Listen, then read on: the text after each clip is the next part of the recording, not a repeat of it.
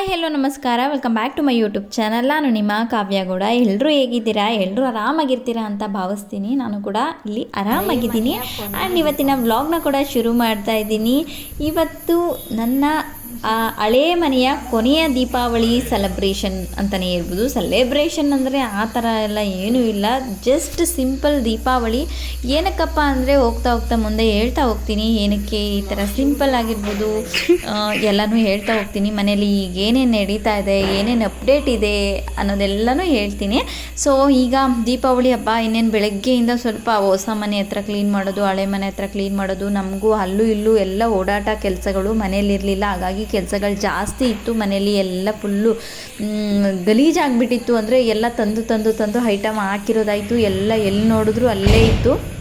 ಅದನ್ನೆಲ್ಲ ಎತ್ತಿಟ್ಕೊಂಡು ಕ್ಲೀನ್ ಮಾಡಿಕೊಂಡು ಮಾಡೋಷ್ಟರಲ್ಲಿ ಇಷ್ಟೊತ್ತಾಯಿತು, ಸಂಜೆ ಆಯಿತು. ಸಂಜೆ ಆದಮೇಲೆ ದೀಪ ಹಚ್ಚಬೇಕಲ್ವ. ದೀಪಾವಳಿ ಅಂದರೆ ಹೊಸ ಮನೆ ಹತ್ರ ದೀಪ ಹಚ್ಚಬೇಕು, ಹಳೆ ಮನೆ ಹತ್ರ ಕೂಡ ದೀಪ ಹಚ್ಚಿ ಕೊನೆಯ ದೀಪಾವಳಿ ಅಲ್ವಾ ಹಳೆ ಮನೆಯಲ್ಲಿ. ಅದು ಕೂಡ ಒಂದು ಮೆಮೊರಿ.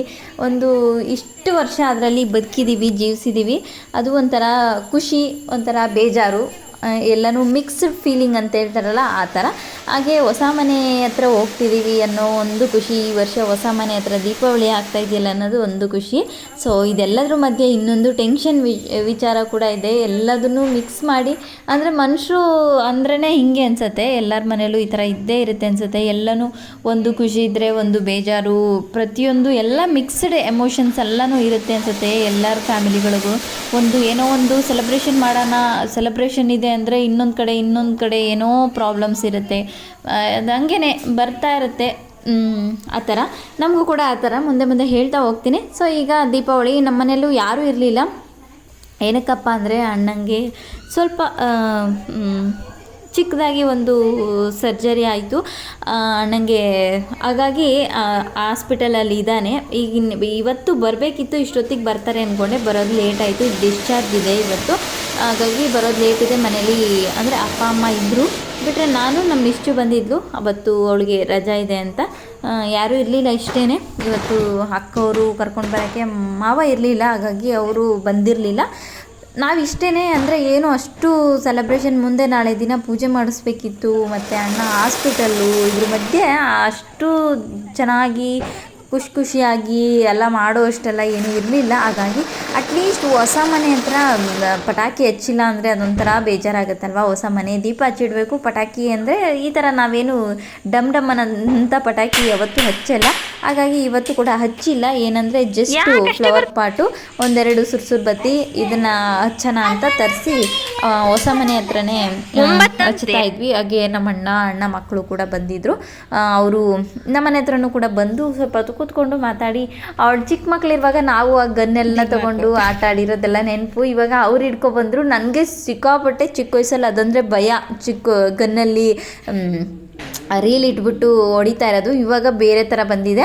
ಇವಾಗಲೂ ನನಗೆ ಭಯ ಆಗ್ತಿತ್ತು, ದೂರ ಹೋಗಿ ಹೊಡಿ ಅಂತೆಲ್ಲ ಹೇಳ್ತಾ ಇದ್ದೆ. ಆದರೂ ಈಗ ಅವಾಗ ಸಿಕ್ಕಾಪಟ್ಟೆ ಭಯ, ಬೆಡ್ಶೀಟ್ ಹೊತ್ಕೊಂಡೆಲ್ಲ ಹೊಡಿತಾ ಇದ್ದೆ, ಅಷ್ಟು ಭಯ ಇರ್ತಿತ್ತು ಪಟಾಕಿ ಅಂದರೆ. ಇವಾಗ ಓಕೆ ಬಟ್ ಪಟಾಕಿ ಸೌಂಡ್ ಅಂದರೆ ಇವಾಗಲೂ ಆಗಲ್ಲ, ಬಟ್ ಓಕೆ ಥರ. ಸೊ ಅದಾಯಿತು. ದೀಪಾವಳಿ ಎಲ್ಲ ಆದಮೇಲೆ ಅಣ್ಣವರು ಕೂಡ ನೈಟ್ ಬರೋ ಅಷ್ಟರಲ್ಲಿ ಲೇಟ್ ಆಯಿತು. ಹೆಂಗೆ ಅಂದರೆ ಮನೇಲಿ ಫಂಕ್ಷನ್ ಇದೆ, ಅಣ್ಣಂಗೆ ಈ ಥರ ಆಗಿದೆ, ಈ ಥರದ್ದೆಲ್ಲ ಒಂದಷ್ಟು ಟೆನ್ಷನ್ಗಳಿದ್ದಾವೆ. ಜೊತೆಗೆ ಮನೆಗೆ ಕೂಡ ಪೂಜೆ ಮಾಡಬೇಕಿತ್ತು. ನಮ್ಮ ಹೊಸ ಮನೆ ಬೇಗ ಹಾಲುಗ್ಸ್ಬಿಡೋಣ, ಅಂದರೆ ದಿನಗಳು ಚೆನ್ನಾಗಿದೆ ಅಂದ್ಬಿಟ್ಟು ಹಾಲುಗ್ಸೋಣ, ಹೋಗ್ಬಿಡೋಣ ಒಳಗಡೆ, ಸಿಂಪಲ್ಲಾಗಿ ಪೂಜೆ ಮಾಡಿಸೋಣ ಅಂತ ಅಂದ್ಕೊಂಡು ಇವತ್ತು ಹೂವು ಎಲ್ಲ ರೆಡಿ ಮಾಡ್ಕೊಳ್ತಾ ಇದ್ವಿ. ಅಂದರೆ ಮುಂಚಿತ ಪ್ಲ್ಯಾನ್ ಅಂತ ಮಾಡಿರಲಿಲ್ಲ. ಏಕೆಂದರೆ ನಮ್ಮ ಮನೇಲಿ ಇನ್ನೂ ಮಾಡಿಸೋ ಕೆಲಸಗಳೆಲ್ಲ ಬಾಕಿ ಇದೆ. ನೋಡ್ತಾ ಇರ್ಬೋದು, ಮೆಟ್ಲ ಹತ್ರ ಕಂಬಿಗಳು ಹಾಕ್ಸಿಲ್ಲ, ಮನೆ ಮುಂದೆ ಸಿಮೆಂಟ್ ಹಾಕ್ಸೋದಿದೆ. ಇನ್ನು ಇವತ್ತು ಕೂಡ ಬಂದು ಕಿಟಕಿ ಡೋರ್ನೆಲ್ಲ ಫಿಕ್ಸ್ ಮಾಡೋದು ಕೂಡ ಬ್ಯಾಲೆನ್ಸ್ ಇತ್ತು. ಇವತ್ತು ಜಸ್ಟ್ ಫಿಕ್ಸ್ ಮಾಡ್ತಾ ಇದ್ದಾರೆ. ನಾವೆಲ್ಲನೂ ಹೂವು ತೊಗೊಂಡು ಬಂದಿದ್ರು ನಮ್ಮ ಮಾವ ಊರಿಂದ. ಅಲ್ಲಿಂದ ಹೂಗಳನ್ನೆಲ್ಲ ಹೇರಿಸ್ಕೊಂಡು ರೆಡಿ ಮಾಡಿ ಇಟ್ಕೊಳ್ಳೋಣ ಅಂತ ನಾನು ಅಪ್ಪ ಎಲ್ಲ ಕುತ್ಕೊಂಡು, ಮಾವ ಎಲ್ಲ ಕುತ್ಕೊಂಡು ಹೂವು ಎಲ್ಲ ಹೇರಿಸ್ಕೊಂಡು ರೆಡಿ ಮಾಡ್ತಾ ಇದ್ವಿ, ಬಾಗಿಲಿಗೆ ಎಲ್ಲ ಹಾಕೋಕ್ಕೆ ಅದಕ್ಕೆ ಇದಕ್ಕೆ ಅಂತ. ಇನ್ನು ಕೆಲಸಗಳು ಬಾಕಿ ಇದ್ದಿದ್ದ ಕಾರಣ ಯಾವಾಗ ನಮ್ಮ ಮನೆ ಕೆಲಸಗಳು ಮುಗಿಯುತ್ತೆ ಅನ್ನೋದು ನಮ್ಗೆ ಗೊತ್ತಿರಲಿಲ್ಲ, ಪೂಜೆಗಳನ್ನ ಇಟ್ಕೊಳ್ಳೋಕ್ಕೆ. ಅದು ಅಲ್ಲದೆ ಇವತ್ತಿನ ಡೇಟಿಗೆ ಯಾವ ಪೂಜಾರಿಗಳು ಸಿಗ್ತಾ ಇರಲಿಲ್ಲ.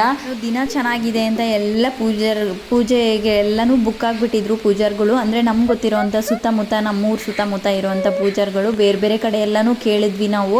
ಎಲ್ಲರೂ ಬುಕ್ ಆಗಿದ್ರು ಈ ಒಂದು ದಿನಕ್ಕೆ. ಅಂದರೆ ನಾವು ಬೇರೆ ಪೂಜಾರ ಹತ್ರ ನಾವು ಆಲ್ರೆಡಿ ಬೇರೆ ಡೇಟಿಗೆ ಬರೆಸ್ಕೊಂಡು ಬಂದಿದ್ವಿ. ಅವ್ರು ಕೊಟ್ಟಿದ್ದ ಡೇಟು ಅಂದರೆ ಈ ಡೇಟಿಗೆ ಇರಲಿಲ್ಲ, ಇನ್ನು ತುಂಬ ಮುಂದೆ ಡೇಟ್ ಕೊಟ್ಟಿದ್ರು. ಸೊ ಅಲ್ಲಿ ತನಕ ಆದರೆ ಲೇಟ್ ಆಗಿಬಿಡುತ್ತೆ. ಇವತ್ತು ದಿನ ತುಂಬಾ ಚೆನ್ನಾಗಿದೆ. ಅಟ್ಲೀಸ್ಟ್ ಪೂಜಾರು ಸಿಗಲಿ ಬಿಡಲಿ, ನಾವೇ ಆದರೂ ಒಳಗೆ ಹೋಗಿ ಹಾಲು ಕುಸ್ಕೊಬಿಡೋಣ ಅಂತ ಪ್ಲ್ಯಾನ್ ಮಾಡಿಕೊಂಡು ಈ ಥರ ಮಾಡ್ತಾಯಿದ್ವಿ. ಪೂಜಾರು ನಮಗೆ ನೈಟು ಅಂದರೆ ಬೆಳಗ್ಗೆ ಸಿಕ್ಕಿದ್ದು, ನೈಟು 10 ಗಂಟೆ ಹಂಗೆ ಕನ್ಫರ್ಮ್ ಮಾಡ್ಕೊಂಡಿದ್ದು. ಅವರು ಯಾರೋ ಒಬ್ಬರು ಪೂಜಾರು ಸಿಗ್ತಾರೆ ಅಂತ, ಅಂದರೆ ಅವ್ರ ಮನೆಗೆ ಪೂಜೆ ಮಾಡೋಕ್ಕೆ ಬರ್ತಾರೆ ಅವರು. ಸೊ ಅವ್ರನ್ನೇ ಇನ್ನೇನು ಮಾಡೋಕ್ಕಾಗಲ್ಲ, ಯಾರು ಸಿಕ್ಕಿಲ್ಲ ಅಂತ ಅವ್ರು ಇದ್ದಾರೆ ಅಂತ ಅವ್ರನ್ನೇ ಕರ್ಕೊಂಡು ಬಂದಿದ್ದಾಯಿತು. ಅದು ಫೈನಲಾಗಿ ಲಾಸ್ಟಲ್ಲಿ ಅವ್ರನ್ನ ಸೆಲೆಕ್ಟ್ ಮಾಡ್ಕೊಂಡು ಅಂದರೆ ಓಕೆ ಮಾಡಿದ್ದು. ಅವರು ಇದ್ದಾರೆ ಅಂತ ಅವ್ರಿಗೆ ಫೋನ್ ಮಾಡಿ ಕೇಳಿಕೊಂಡು ಓಕೆ ಮಾಡಿದ್ದು. ನೆಕ್ಸ್ಟ್ ದಿನ ಬೆಳಗ್ಗೆ ಒಂದು ಸ್ವಲ್ಪ ಅಂದರೆ ನಾವು ತೀರಾ ಜೋರಾಗಿ ಎಲ್ಲ ಏನು ಮಾಡೋದು ಬೇಡ ಅಂತಲೇ ಪ್ಲ್ಯಾನ್ ಮಾಡ್ಕೊಂಡಿದ್ವಿ. ಹಾಗಾಗಿ ನಮ್ಮ ಸರ್ಕಲ್ ಏನಿರುತ್ತೆ, ಕ್ಲೋಸ್ ರಿಲೇಟಿವ್ಸು, ನಮ್ಮ ಅತ್ತೆಯವರು, ನಮ್ಮ ಅಜ್ಜಿ ಊರವರು, ಈ ಥರ ನಮ್ಮ ಫ್ಯಾಮಿಲಿ ಇರುತ್ತಲ್ವ, ಸೊ ಅವ್ರನ್ನ ಮಾತ್ರ ಕರೆದು ಮಾಡೋಣ ಅಂತ ಅಂದ್ಕೊಂಡು ಅವತ್ತು ಬೆಳಗ್ಗೆ ಎಲ್ರಿಗೂ ಫೋನ್ ಮಾಡಿದ್ವಿ ಅಷ್ಟೇ. ನೆಕ್ಸ್ಟು ಅದಕ್ಕೆ ಮುಂಚೆ ಏನು ನಮ್ಮದು ಪ್ಲ್ಯಾನ್ ಇರಲಿಲ್ಲ. ಹಾಗಾಗಿ ಆ ಥರ ಆಯಿತು. ಏನು ಪೂಜಾರಿ ಸಿಕ್ಕಿಲ್ಲ ಅಂದ್ರೂ ನಾವೇ ಆದರೂ ಹೋಗೋಣ ಒಳಗಡೆ, ದಿನ ಚೆನ್ನಾಗಿದೆ ಹಾಲು ಉಕ್ಸ್ಕೊಂಡು ಅಂತ ಅದಾದಮೇಲೆ ಬೇಕಾದರೆ ಯಾವಾಗಾದರೂ ಪೂಜೆ ಮಾಡಿಸ್ಕೊಳ್ಳೋಣ ಅಂತ ಪ್ಲ್ಯಾನ್ ಇದ್ದೆ.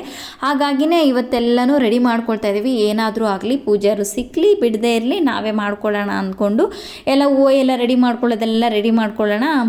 ನಮ್ಗೇನೇನು ಬೇಕು ಅಂದರೆ ತಯಾರಿ ಮಾಡ್ಕೊಳ್ಳೋದೆಲ್ಲ ಪೂಜೆಗೆ ನಮ್ಗೇನು ಬೇಕು, ಏನೇನು ಮಾಡ್ಕೋಬೇಕು ಎಲ್ಲನೂ ರೆಡಿ ಮಾಡಿಕೊಂಡು, ಮತ್ತು ಅವತ್ತೆಲ್ಲ ತರೋದು ಎಲ್ಲನೂ ಇನ್ನೂ ಎಷ್ಟು ತಂದ್ರೂ ಒಂದೊಂದೇ ನೆನಪಾಗ್ತಾನೆ ಇತ್ತು. ಇದು ತಂದಿಲ್ಲ ಅಂತ ನಾನು ಅಪ್ಪ ಎಲ್ಲ ಹೋಗಿ ಮನೆಗೆ ಏನೇನು ಬೇಕು ಐಟಮ್ಸ್ ಆಗಿರ್ಬೋದು, ಮತ್ತು ರೇಷನ್ಸ್ ಆಗಿರ್ಬೋದು, ಪೂಜೆಗೆ ಏನೇನು ಬೇಕು ಎಲ್ಲನೂ ತೊಗೊಂಡು ಬಂದ್ವಿ. ಒಂದು ರೌಂಡು ತೊಗೊಂಡು ಬಂದ್ರೂ ಏನಾದರೂ ಬಿಟ್ಟು ಬಂದೇ ಇರ್ತೀವಿ. ಒಂದೇನಾದರೂ ಚಿಕ್ಕ ಫಂಕ್ಷನು, ಚಿಕ್ಕ ಪೂಜೆ, ಚಿಕ್ಕ ಕೆಲಸ ಮಾಡ್ತೀವಿ ಅಂದರೂ ಎಷ್ಟೊಂದು ಐಟಮ್ಸ್ ಬೇಕಾಗುತ್ತೆ, ಎಲ್ಲನೂ ತಂದು ಕೂಡಿಟ್ಕೋಬೇಕಾಗುತ್ತೆ ಅಲ್ವಾ. ಹಾಗಾಗಿ ನಂದು ಮಿಸ್ ಆಗಿರುತ್ತೆ. ಆ ಥರನೇ ಅದಾದಮೇಲೆ ನೈಟು ಎಲ್ಲ ಪ್ಲ್ಯಾನ್ ಆಯ್ತಲ್ವ, ಪೂಜಾರು ಅಂದರೆ ನಾಳೆ ದಿನವೇ ಹೋಗೋದು ಅಂತ ಪ್ಲ್ಯಾನ್ ಆಯಿತು. ಅದ್ರ ಜೊತೆಗೆ ಹಾಗಾಗಿ ನೆಕ್ಸ್ಟು ನಾಳೆ ದಿನಕ್ಕೆ ಎಲ್ಲ ಊಟ ಎಲ್ಲ ಮಾಡಿಸ್ಬೇಕಲ್ವ. ಹಾಗಾಗಿ ಕರ್ಗಡ್ ಮಾಡೋಣ ಅಂತ ಕರ್ಗಡ್ ಮಾಡೋಕ್ಕೆ ನಮ್ಮ ಅಣ್ಣ ತಮ್ಮಗಳು ಏನಿರ್ತಾರೆ ನೋಡಿ ಎಲ್ಲರೂ ಬಂದ್ಬಿಟ್ಟು ಅಂದರೆ ನಮ್ಮವ್ರು ಮಾತ್ರನೇ ಅಂದರೆ ಅಡುಗೆ ಮಾಡೋಕ್ಕೆಲ್ಲನೂ ಬಂದರು. ಯಾವಾಗಲೂ ಅಷ್ಟೇ ಫಂಕ್ಷನ್ ಅಂದರೆ ನಮ್ಮವ್ರು ಏನಿರ್ತಾರೆ ನೋಡಿ, ನಮ್ಮ ಅಣ್ಣ ತಮ್ಮಂದರು ಎಲ್ಲರೂ ಬಂದು ಸೇರಿನೇ ಮಾಡ್ತಾರೆ.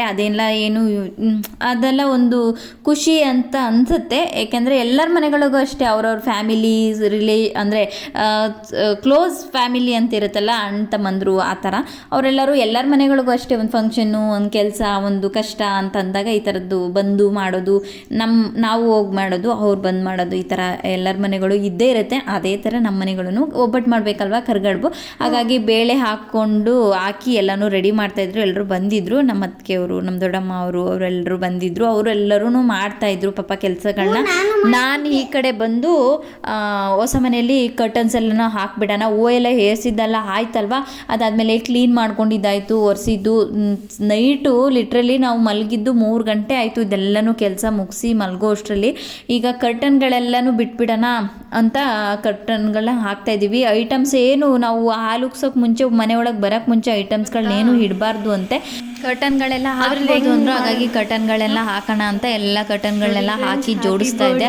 ಅಂದರೆ ಬೆಳಿಗ್ಗೆ ಎಲ್ಲರೂ ಬರ್ತಾರೆ ಅಲ್ವಾ, ಎಲ್ಲರೂ ಅಂದರೆ ಬೆಳಿಗ್ಗೆ ಏನೂ ಮಾಡೋಕ್ಕಾಗಲ್ಲ ನಮಗೆ. ಹಿಂದಿನ ದಿನ ನೈಟ್ ಏನು ಮಾಡಿರ್ತೀವಿ ನೋಡಿ ಅದನ್ನು ಅಷ್ಟೇ ಕೆಲಸ ಮಾಡೋಕ್ಕಾಗೋದು. ಹಾಗಾಗಿ ನೈಟು ಅಲ್ಲಿ ಕರ್ಗಡ್ ಮಾಡ್ತಾಯಿದ್ರು. ನಾನು ಈ ಕಡೆ ಮನೆ ಗುಡಿಸೋದು, ಒರೆಸೋದು, ಕ್ಲೀನ್ ಮಾಡೋದು, ಹೂವು ಎಲ್ಲ ಹಾಕಿ ರೆಡಿ ಮಾಡೋದು, ಮತ್ತು ಕರ್ಟನ್ಗಳೆಲ್ಲ ಹಾಕೋದು ಎಲ್ಲ ಹಾಕಿ ರೆಡಿ ಮಾಡ್ತಾಯಿದ್ದೆ. ಇದನ್ನೆಲ್ಲ ಎಲ್ಲಿ ಶಾಪ್ ಮಾಡ್ಕೊಬಂದೆ ಅನ್ನೋದನ್ನ ನಾನು ನಿಮ್ಮ ಜೊತೆ ಶೇರ್ ಮಾಡ್ತೀನಿ. ವಿಡಿಯೋ ಮಾಡಿದ್ದೀನಿ ಅದನ್ನು ಕೂಡ ಒಂದು ಚಿಕ್ಕದಾಗಿ. ಕರ್ಟನ್ಗಳೆಲ್ಲ ಹೇಗಿದೆ ಅಂತ ಹೇಳಿ. ನನಗೇನೋ ಚೆನ್ನಾಗಿ ಕಾಣಿಸ್ತಾ ಇದೆ, ಆ್ಯಕ್ಚುಲಿ ರಿಯಲಾಗೂ ತುಂಬ ಚೆನ್ನಾಗಿ ಕಾಣಿಸ್ತಾ ಇದೆ. ಈ ಥರ ಅಂದರೆ ಲೈಟಾಗಿರಲಿ ಕಲರು ಹಾಲಿಗೆ, ಜೊತೆಗೆ ಈ ಥರ ಒಂದು ಏನು ಟ್ರಾನ್ಸ್ಪರೆಂಟ್ ಒಂದು ಇರಲಿ ಚೆನ್ನಾಗಿರುತ್ತೆ ಅಂತ ಈ ಥರ ಕಾಂಬಿನೇಷನ್ ಮಾಡಿ ಈ ಥರ ಹಾಕಿದ್ದೀನಿ. ಫುಲ್ ಲೆಂತಿಂದು ಹಾಲಿಗೆ ಹಾಕಿದ್ದೀನಿ, ಚಿಕ್ಕದೆಲ್ಲನೂ ರೂಮ್ಗೆ ಅಂತ ತೊಗೊಂಡು ಬಂದಿದ್ದೆ. ಐ ಹೋಪ್ ನಿಮ್ಮೆಲ್ರಿಗೂ ಈ ಥರ ಇಷ್ಟ ಆಗಿದೆ ನಾನು ಹಾಕಿರೋದು ಅಂತ ಅಂದ್ಕೊಳ್ತೀನಿ. ನೋಡಿ ಹೇಳಿ ಯಾರಿಗಾದ್ರೂ ಇಷ್ಟ ಆಯಿತಾ, ಏನು ಅನ್ನಿಸ್ತು ಅಂತ ಹೇಳಿ. ಸೊ ಈ ಥರನ್ನೆಲ್ಲ ಹಾಕ್ಕೊಂಡು ರೆಡಿ ಮಾಡ್ತಾಯಿದ್ದೆ ಕರ್ಟನ್ಗಳನ್ನ.